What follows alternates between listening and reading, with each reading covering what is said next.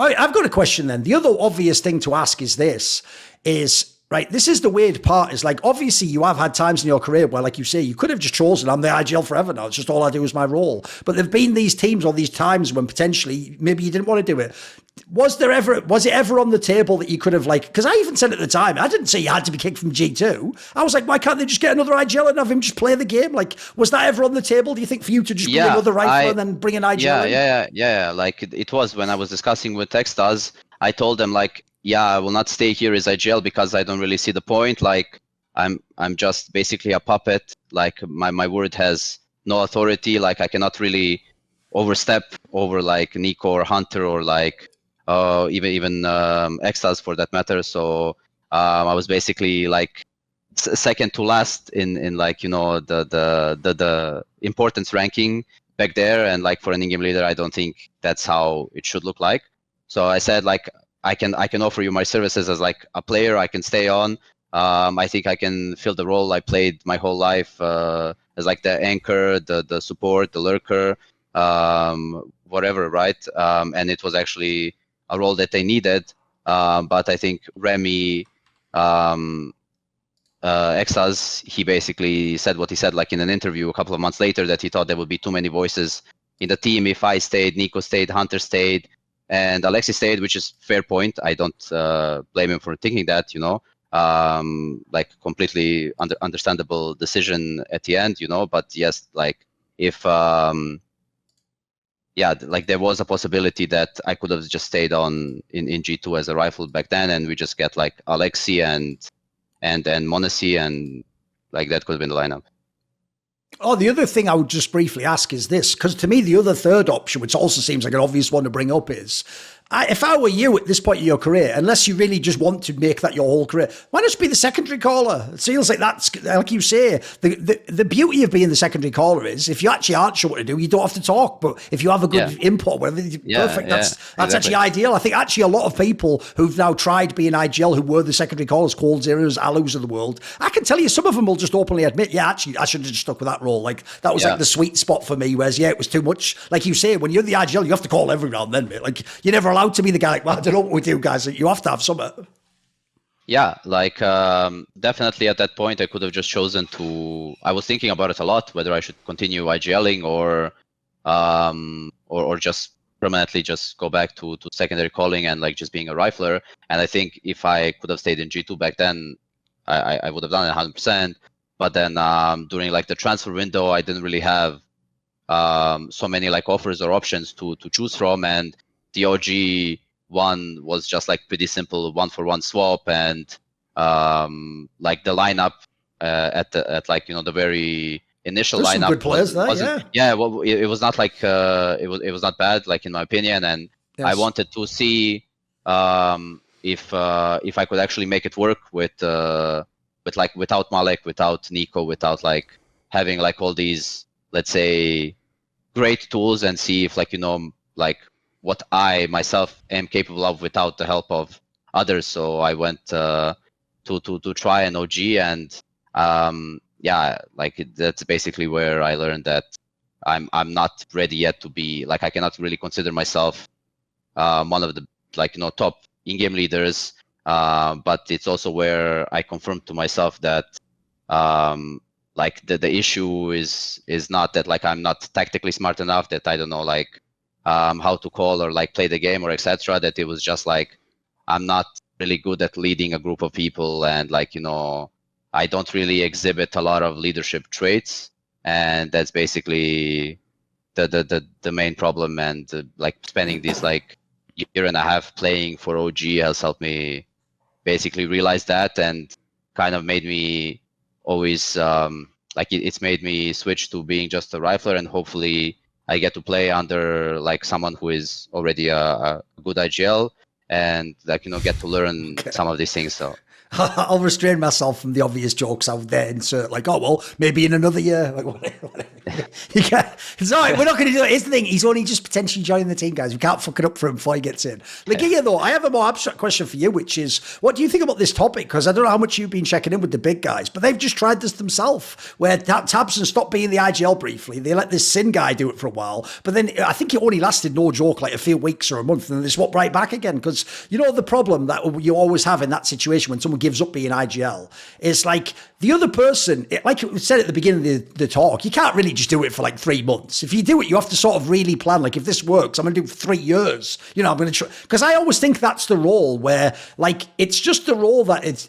Whereas, like, some star players wouldn't gain anything extra from like 3 more hours of DM. I feel like there's very rare scenarios where 3 more hours of watching demos and thinking about strategy wouldn't help you. Like, it's actually probably the best role, I think, to just invest all your effort and your life into. But you got to do it for real, right? What do you think on this topic? Because I know in big, it's like obviously it was God B, then Tabson himself had to learn it. They tried swapping that role. What do you think about having people who either like do it temporarily or like for example, do you think you can learn like to be like a God B level IGL? Is it possible? And I think that the game of the understanding of the game, I think Tabson is maybe even smarter than God B, I would say, in some sense, just because he has the feeling of like. Because he was our entry back then, and a lot of our calls were based on his decision making. Right. Okay, guys, this is the gap. Now I can go there. So I think that Tabson has like very, very high understanding of the game, and I don't understand why they would ever change him being or Sin taking over as an Ingham leader. First of all, I think that the academy team of Big had pretty good success, I would say, for the players that they have. For sure. And I mean, obviously they played tier 2, tier 3 sim, whatever it is. But I think that also the players that they picked up, Crimbo and Sin, they were also really the best players on the team, and Sin was leading the team also. But it's such a huge difference. Also, first of all, you have to understand when you lead a team of players on your level, it's a completely different than when you have to go another step and then all of a sudden you have to meet the Tabson, Searson, Keto, whatever. It's like people who basically played on the highest level. First of all, it's super huge pressure on you as a player or as an Ingham leader, which not many people with 19 or 20 years old can handle, to be honest. And also on top of that, these guys have like probably 8, 9, 10 years more experience than you have. So there's a lot of things that you will not know that these guys have.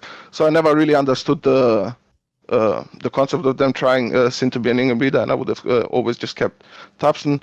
Also because I really believe that he's one of the smartest player out there is. On top of that, he's also a very good fragger, even when he was leading. I think he got a little bit more inconsistent, I have to say that, but I think he caught a little bit up on that as well.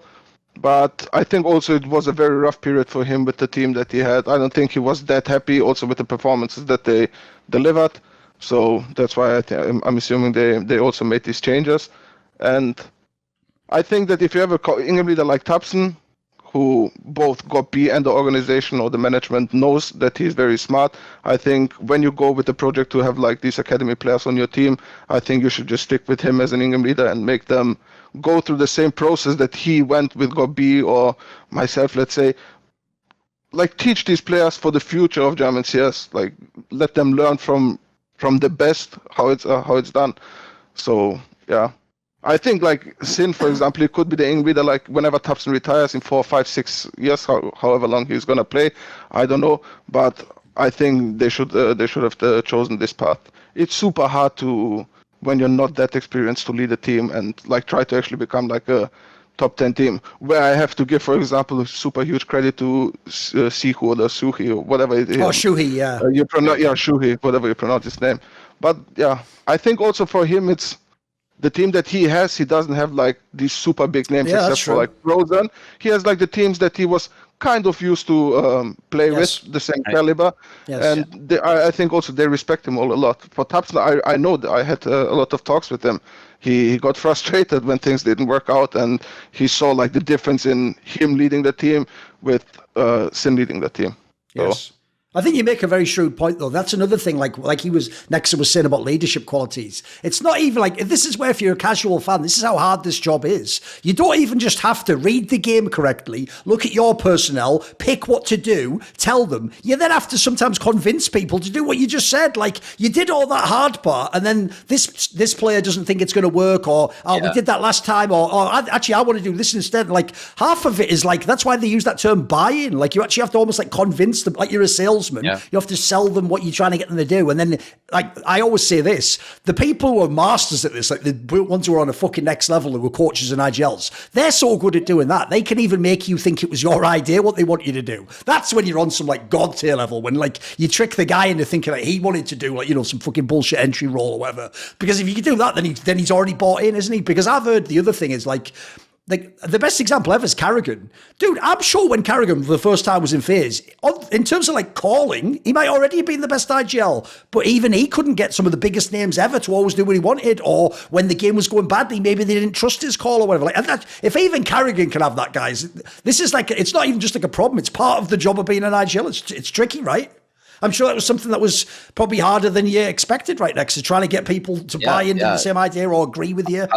100%, like, even like the slightest doubt and hesitation completely ruins like the best of calls. Like if like you really gotta have people like blindly trust every call you make and not hesitate, not second guess, not try to overcall. I think like the thing I hate the most, I've always hated, is like when I say let's finish B, for example, and someone says no, I think we should finish A.